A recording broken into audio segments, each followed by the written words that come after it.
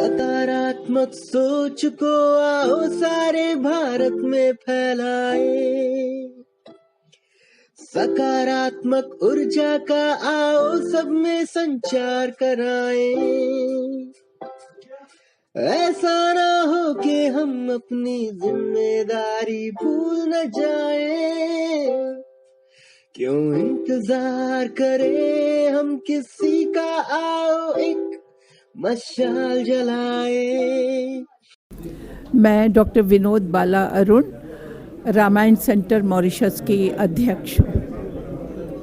बताएं सेंटर में क्या क्या गतिविधियाँ? पहली बात तो ये बताना चाहूँगी कि विश्व में एक अभूतपूर्व घटना 2001 में घटी कि मॉरिशस की संसद ने एक विधेयक पारित करके रामायण सेंटर की स्थापना की।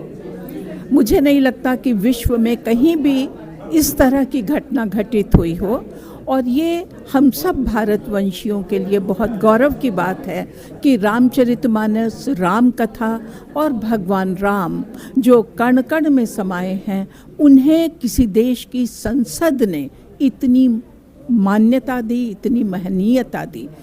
और हम रामायण के जो सनातन मूल्य हैं उनके प्रचार प्रसार में लगे हुए हैं। और आपको मालूम है कि रामायण एक वैश्विक ग्रंथ है, जहाँ भी भारतवंशी दुनिया में गए हैं सब जगह राम कथा अत्यधिक लोकप्रिय है। और रामायण के मूल्यों के प्रचार प्रसार में मैं मानती हूँ कि सभी भारतवंशी किसी न किसी रूप में लगे हुए हैं और योगदान दे रहे हैं।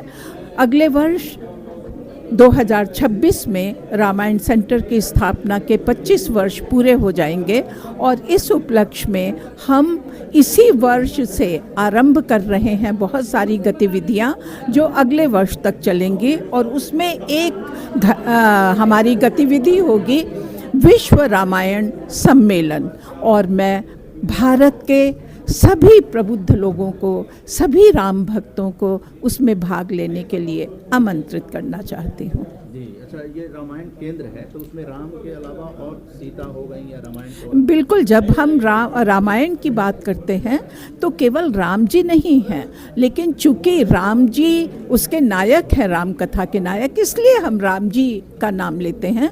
लेकिन राम जी के साथ तो सीता जी जुड़ी हुई हैं, हनुमान जी जुड़े हुए हैं। हाँ बिल्कुल, हमारा राम दरबार है, पूरा बहुत बड़ा राम मंदिर है। मुझे लगता है इंडियन डायस्पोरा में शायद ऐसा राम मंदिर ना हो जैसा मॉरिशस में हो।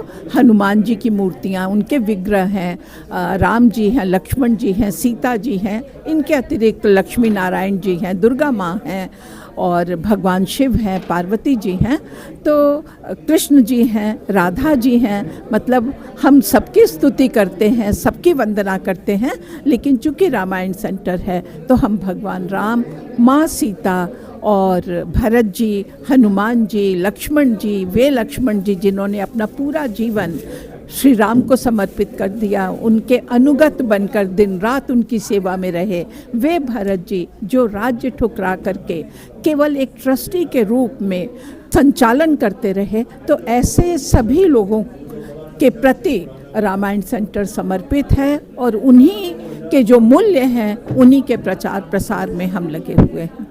तो पर्यटकों के लिए जैसे 7 दिन खुला रहता है? हाँ बिल्कुल, कभी भी आप जाइए।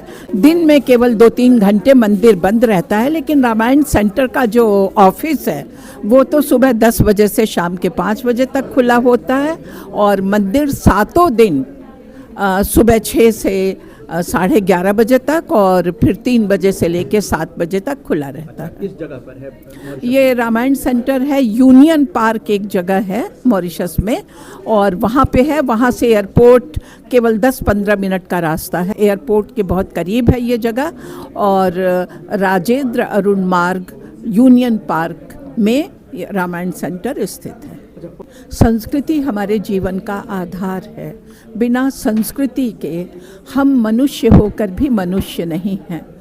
बिना भाषा के, बिना अपनी भाषा के हमारी संस्कृति की रक्षा नहीं हो सकती। इसलिए भाषा, धर्म, संस्कृति कहने में अलग अलग शब्द हैं, लेकिन सब एक दूसरे से जुड़े हुए हैं। और मातृभूमि तो है ही है, बिना मातृभूमि के हमारे संस्कार ही किसी काम के नहीं हैं।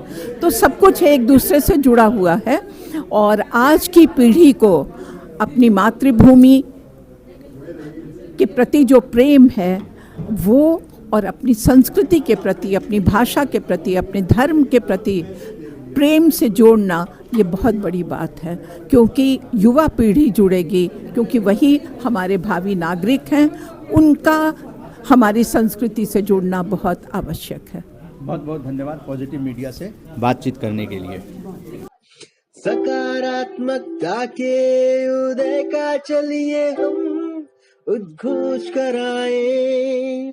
RJS जय हिंद के नारों से अपना देश जगाएं। RJS वंदे मातरम से सारी सरकार जगाएं।